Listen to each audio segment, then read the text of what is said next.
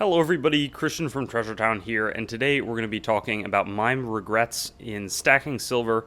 There's some good things I've done, but there's also some things I wish I had done differently and did poorly, to be honest. So that's what we're going to be covering today. Excited to go through the reasons, and maybe you can learn something from my experience. So my very first regret definitely revolves around not understanding the way buying and selling silver works and understanding the different premiums that are involved in different types of items. So in front of us, we have a lot of different things. Now my my junk silver, which is going to be the part that I did really well, is not with me. But something like this is just a really poor purchase, and we'll get into some other purchases that I don't think are great. But there are a lot of different types of silver out there, as you can see, and there are some pretty low premium things, like, for example, these 1 ounce silver bars from a local coin shop that just got them in. That's going to trade really cheaply, whereas something like a graded round or something, even like the a bar that's not from a local coin shop but instead ordered from online.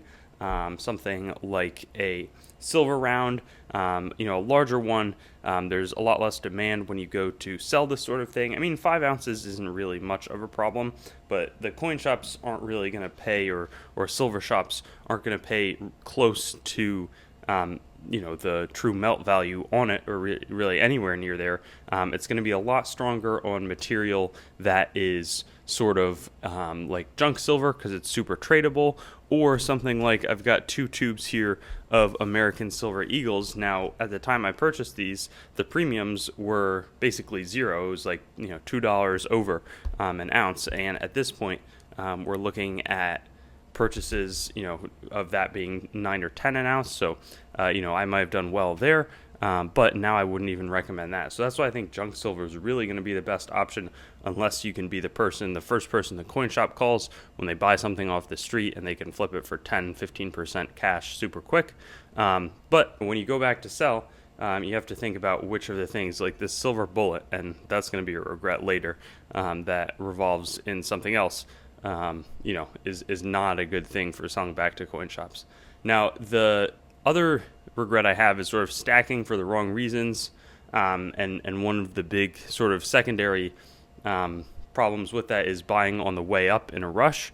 So I think when you're stacking, first you want to have a really clear plan, understand why you're stacking, and then how much you should allocate towards your portfolio and towards your stacking goals. Because I have, a percentage that I want to try to hit, but I've realized that it's not, whether it's probably like 5% of my worth, or probably a little bit less than that. But it's not like I have a super defined, I'm going to do this and stack this amount because I feel like this economic condition is going to happen.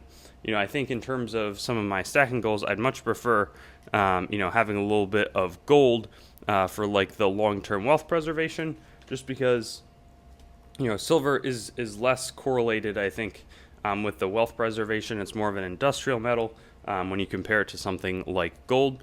I think the nice thing is that you can have a lot more silver than you can have gold in a stack. These are not equivalent values, but the gold is far more valuable per ounce. And I think it's just sort of seen as a much more investable, sort of safe haven product, where the ultra wealthy, or people who are trying to hedge against downturns or inflation, they're moving towards gold. Their first inclination is definitely not to purchase silver, certainly not in the forms that we see here. When people are investing into silver, they're looking for the 1,000-ounce bars in large quantities. This stuff is all, and that's one thing that's important to understand. This stuff is all basically marketed to collectors, people, the little guy who's going to want to purchase a little bit. And I don't think, the premiums on this are higher. There's lots of companies that sort of make money off of the hype surrounding this, and it's an example, in my opinion, where the little guy sort of gets hurt because they may not even have, the available capital to buy, a bunch of gold. And this is like the best way to do it. Like right here, this is, I don't know, not even, it's pretty close to like an ounce, or like a tenth of an ounce of gold, and it's low premium restrike Austrian gold, and these are like $340 each or so. So you have to have a reasonably high entry point to start purchasing that sort of stuff. The other thing is, I haven't really made too much money doing silver stacking because, I very rarely sell. So that's one regret. When the price of silver spikes up, I tend, and this is, I think, just like, I don't know if the word is psychological or just sort of like emotional, but I don't really tend to sell. If silver was 35, 40 bucks, I should probably sell this. I purchased this at like a price of like 30 bucks when silver had spiked and like run up to like $27. It pulled back to 26. And I'm only saying this because obviously now the silver price is lower, but I did purchase a fair amount of silver at like $30 an ounce, which was a strong premium, but I thought like it's retreated a little bit from its highs, so I'm going to go buy. And I think, just that if I look back, it should have been more obvious. Now, that's also another psychological thing. You always think you saw things coming. And I purchased plenty of silver that I've held on to at like $15, $16, $17 an ounce. So that's fine too. But I think that I should be better about selling and understanding like, okay, so the gold silver ratio has tightened. Silver is clearly more valuable. Maybe I want to switch then back more into gold, something like that. I also, so in my regrets, literally one of them is buying a silver bullet. I mean, partially was to have this for the channel.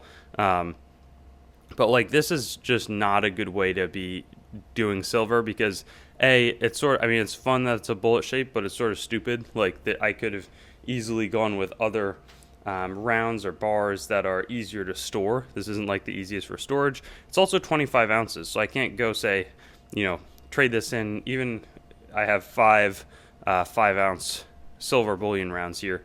I can split that up a lot easier than doing something like a 25-ounce silver bullet, and that's a lot less tradable. Like something like an Asahi Refining 1 kilo silver bar, it's heavier than the 25 ounces, but or probably pretty similar because it should be troy ounces. But anyways, I'll get the info. This is just more of like a serious silver type, whereas the silver bullet is a lot less of like a serious collecting or serious stacking. It's more like a novelty item, and I think that it's important not to get too caught up in like port art bars, novelty collecting, because as you can see, I've clearly done it another way. And this was more for the channel as well. Something that I thought would be interesting is like purchasing a bunch of these 1-ounce silver rounds from around the world. Now, I find it to be an interesting sort of item to collect, and I have a fair amount of them.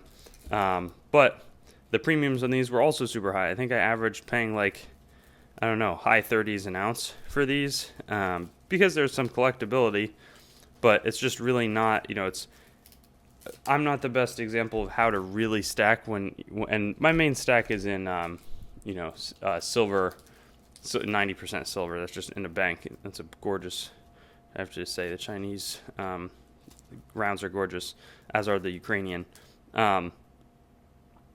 But, and some of this is caught up because I've sort of had the YouTubing experience. I want to have different items to talk over and go through their strengths. Like, these I purchased just because I got a decent deal on them and I thought they'd be good props. But this, and another example of like how I was purchasing it, it was like 100 something ounces that came in the shop, and the owner was like, you can sell it. He wanted to sell it, and I hadn't bought I wanted to leave the bullet behind, and he was like, oh, that's a really rare item, like you should buy it. And I just sort of like trusted the owner and purchased it, and then I looked up at home and I could have bought it cheaper for that day on eBay, and that's before all the fees that the seller incurs. So even if somebody you're close with, like they think a value of something is one thing, it's better to confirm, because I don't know, it might have been $100 mistake or so, but I mean, you live and you learn, and now I can tell you about it and hopefully save you from doing something similar. And that way I can tell you my regrets, and you can then not have to feel regret, but instead say, hey, somebody else made a mistake and now I'm not going to go do that. So, if you saw my best silver stacking strategy for 2022, keep it simple.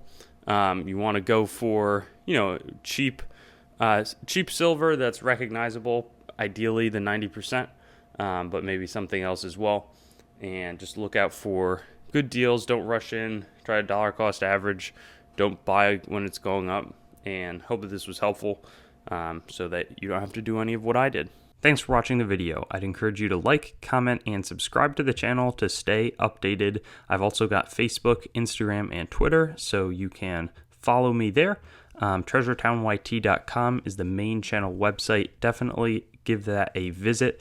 I've got a lot of information about me up there and the channel. CoinGrabBag.com as well currently redirects there, but it's some good opportunities for very fair grab bags, both made by me and other sellers. A lot of different options, so that's a good way to support.